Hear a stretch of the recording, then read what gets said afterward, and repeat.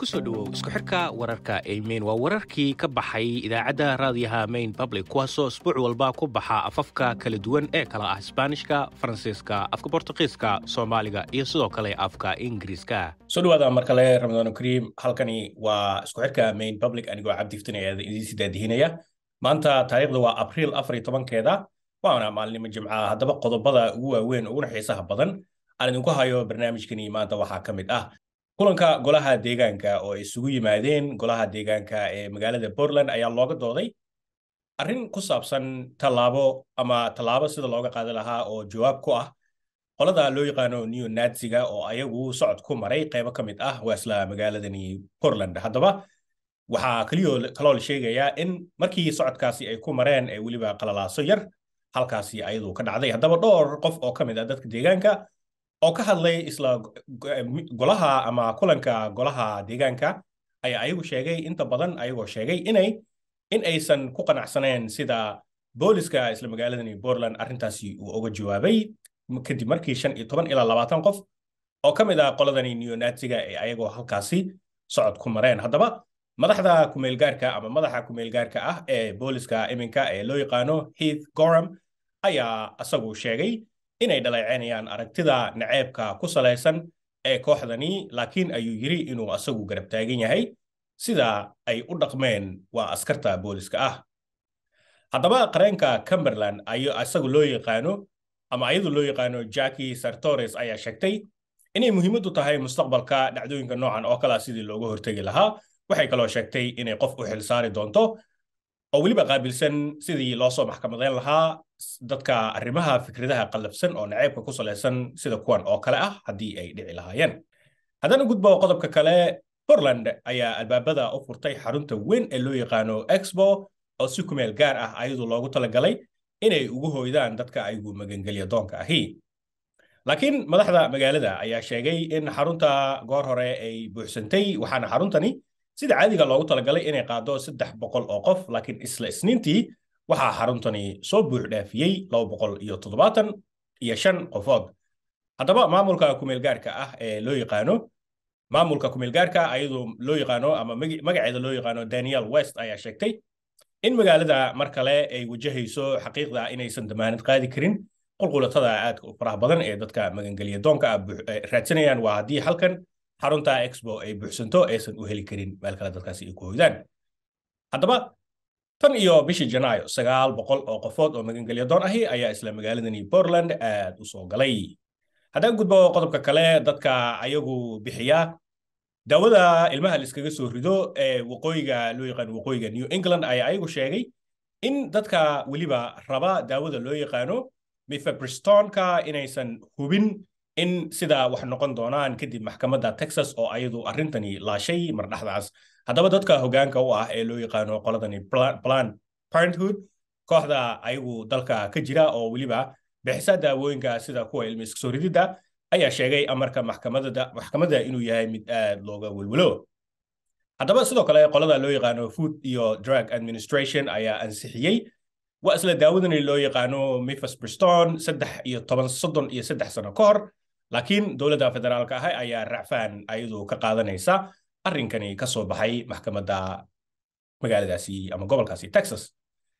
haddaba maxkamadaha hoose iyo sharci dejinta dhammaan gobolada dalka ayaa ayagu go'aano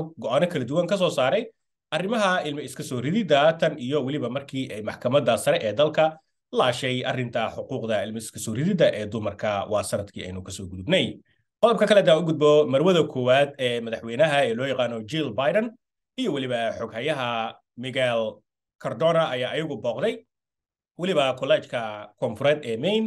isbuucii hore safarkani oo qayb ka ah arrimaha siyaasadda dhaqaalaha maamulka madaxweyne Biden haddaba marwada koowaad ayaa sheegtay in tababarka shaqaalaha oo weliba ku xiran ardayda qofka shaqaaleysiin lahaa inay ayadu tahay ahmiyadda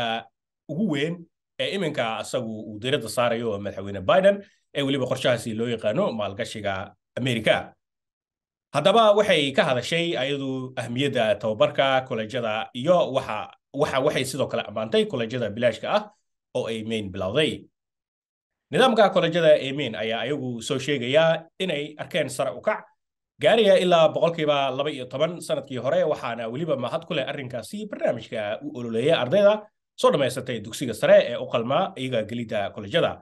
haddaba barnaamijkan waxaa lagu sii daray ama lagu sii dari doonaa qaandada sanadkii weliba lagu sii daray qaandada sanadka ee gobolkani Maine haddaba halkani waa isku xirka Maine Public anigoo cabdiftina barnaamijkan idiin sii daadihinayay mar kale Ramadan Kareem waxaan isarki doonaa hadduu alla idmo isbuuc dambe iyo sidoo kale warar xiiso leh oo ka dhacay gobolkeena iyo dhammaan dalka mahadsan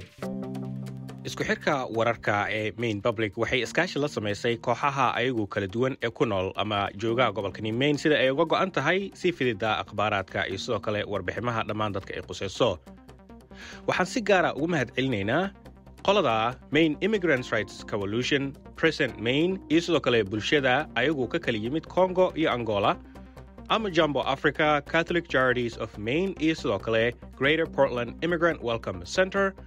Portland Adult Education iyo sidoo kale Portland City Office of Economic Opportunity, Prosperity Maine, waxaa sidoo kale jira Maine Health Access Foundation iyo sidoo kale The Maine Humanities Council sida taageerada leh iyo dadaalka dhiiriga ay sameeyeen isku xirka wararka Maine Public waxaa suurtagelisay taageerada shakhsiyaadka ganacsiga aas-aasaha dhammaan gobolkani Maine iyo sidoo kale gaar ahaan Coastal Enterprise, Seaport Credit Union iyo suuqa Hannaford Supermarkets sidoo kale IDEX, Co and Patricia Yowen, Maine Health Access Foundation, Maine State Housing Authority iyo sidoo kale Sam L. Cohen Foundation waa ku mahadsan tahay sida aad taageerada ugu muujiso barnaamijkan Maine Public News Connect waxaa suurageliyey Co iyo Patricia Yowen kuwaasoo ay ka go'an tahay inay isu xiraan dhaqamada bulshooyinka kala duwan Juntos ensemble Warajir Junto Seaport Credit Union together.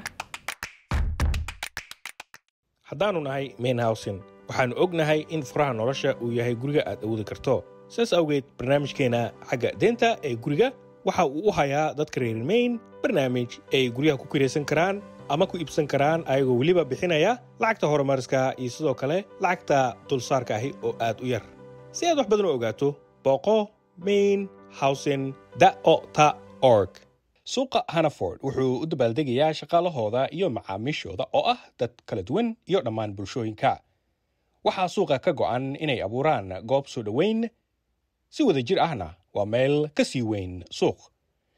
si aad wax badan u ogaato booqo hannaford.com haddaad jeclaan lahayd inaad barnaamijkan ama mashruucan isii taageerto fadlan la xiriir Corey Morrissey adigoo garaacaya 207 232 2 4 4